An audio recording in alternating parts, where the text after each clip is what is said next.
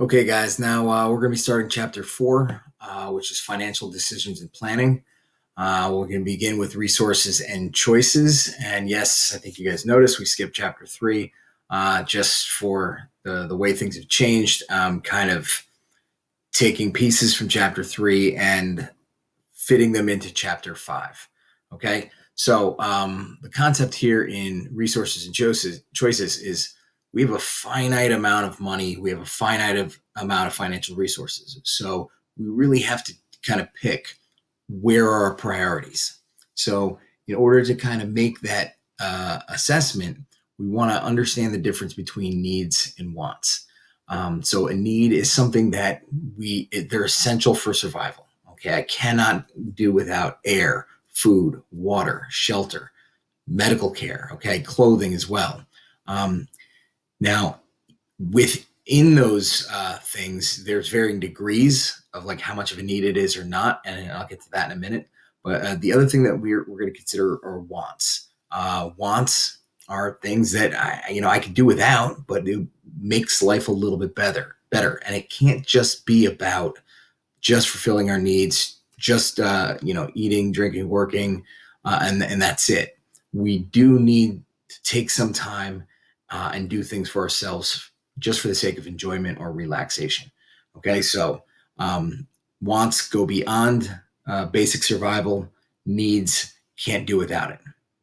Now, what I was saying before is even within the concept of uh, needs, there could be wants within that.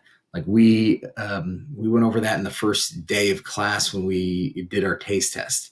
So we all drank water, and then there were different choices of water there. There were the cheaper bottled water, Poland Spring, and then there was Fiji. So within that, we have to make decisions. Is the water is a need, but do we absolutely need to pay that premium for Fiji? Maybe, maybe not. Okay, that's more of a want than a need there. Okay, so now financial resources. Like I said before, they're finite. Okay, but it's financial resources, money, or some other items of value that can be used to acquire goods and services. Okay, um, we have since we don't have unlimited resources, we have to pick and choose what's best for us and what's a need and what can wait till later. Okay, now discretionary income. I know that sounds a lot like the term we learned in the last chapter, which was disposable. Disposable is your net income or what's left after taxes have been taken out of your paycheck. Okay, so with disposable income, you're first going to address your needs. And when the needs are taken care of, what's left over then is at your discretion. And that's why it's referred to as discretionary income. So this is money after our needs have been met that we can, go out to dinner, go out to a movie, maybe save up and go on a vacation or something. Okay. That's discretionary. All right. Now we are going to be talking a little bit about what makes up a balance sheet. Um, Both your personal balance sheet for determining your net worth and the same plan we'll do for looking at a balance sheet on the personal level. We'll also take a look at the corporate level when we start to assess a business that we might want to invest in. Okay, so the first always comes assets. Asset is any type of money. Cash would be an asset, or anything that has a value, and it's something that you own. All right. Their value is the current price that you could get if you had to sell it today.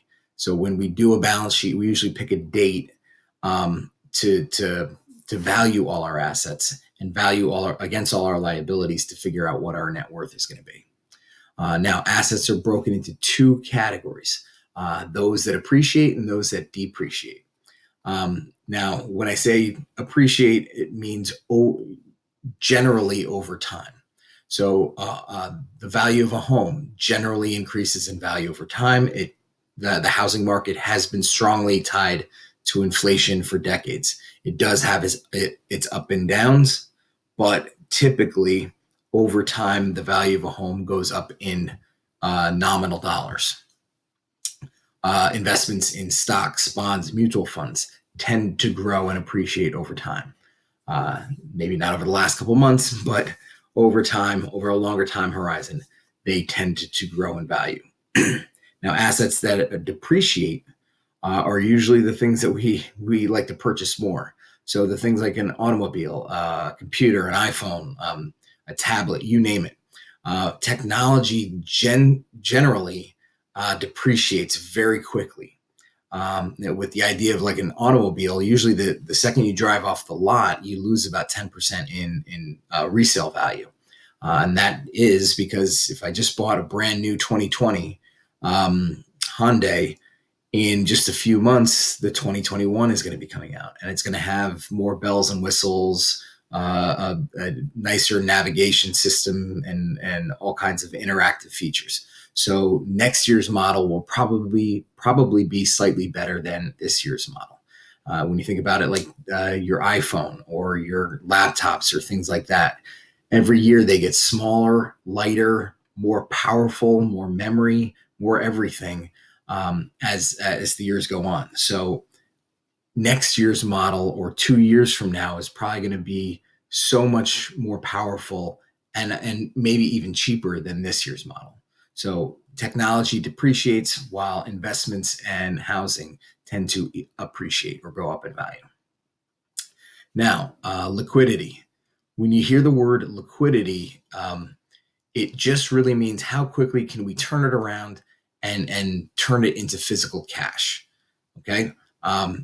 So to understand that liquid versus illiquid, it's a home is illiquid by the time, like, it has value, but I have to go through a whole process putting it up on the market, uh, trying to find a buyer, going to attorney review, going through inspection. There's a long process from when you put the house on the market to when you finally get the cash from the transaction. So a house is very illiquid, where a U.S. Treasury note is very liquid. Okay, and I'm going to look in order some of the things that are assets, liquid assets, from most liquid to least liquid. Cash, of course, is the most liquid asset. It's usually the thing that we list first on a balance sheet because cash is cash.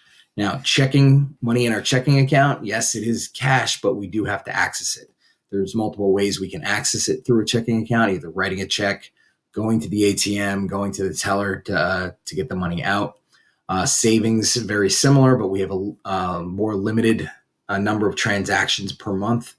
Money market accounts, they pay a little bit more in interest, but there's again less access, usually a minimum deposit or a minimum to open the account.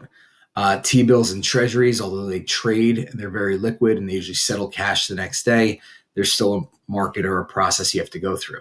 So cash being the most liquid doesn't earn anything. Now, with something, if something's a little bit more illiquid, we tend to earn more interest on it. Okay. Now, illiquid, like I said before, it means the process from sale until I get cash in my hand could be a very long process. So, cars, houses, collectibles. Now, collectibles can have a lot of value, but finding a person that values that item the way you do could take a lot of time, and there's usually a lot of hurt feelings in the process. Something that you might think is very valuable may not be deemed as valuable to others. Okay. Now, we are going to be building a budget. We are going to be building a cash flow statement and a balance sheet. And one of the items that we're going to have to take note of is our expenses. So when we talk about expenses or listing them, it's any money that's leaving our account for any reason. So what are we spending our money on? Okay, and we list everything from needs to wants. Any money that is leaving our checking account in a given time period. So I made mention to it before, a cash flow statement. All right, it's going to be a very simple spreadsheet, but it's used to track money coming in versus money going out. Okay, how is the cash flowing? Is there more money coming in than going out? Is there more money going out than coming in? Okay, this is what a cash flow statement is supposed to state. It should be very quick. I can read it and know, okay, more money is going out than coming in, or more money is I'm sorry, I got a little off track. So like net income, net losses, this is what we're going to read for. Net income means more money is coming in than going out. Net loss means more money is going out than coming in. Okay. Sorry, I was trying to read ahead and I got myself distracted. So, cash flow statement, that's money coming in, coming out, and a balance sheet is these are the assets we own versus the debts that we owe. Okay. So let me just jump ahead. Liability. A liability is any debt that must be repaid, any money that we borrowed that we have to pay back. So on a balance sheet, you have your assets on the left hand side, you have your liabilities on the right hand side. Okay, so things that we own versus things that we owe. Many times you can look at somebody's lifestyle and it looks like they might have a lot of net worth because they own a lot of assets. But if they acquired those assets using debt, their net worth might not be that big. Okay, if I have $10 million in assets, but $9 million in debts, then my net worth is $1 million. It's nice to have a net worth of $1 million, but you can see what they really would have free and clear from debt is not nearly close to what it appears on the outside. Some people are living very heavily levered, which means they used a lot of debt to acquire a lot of assets. If those assets shrink in value, but the debts are still there, their net worth goes negative. Okay, that's where I'm going to stop today. And we're going to talk about financial choices in the next lesson.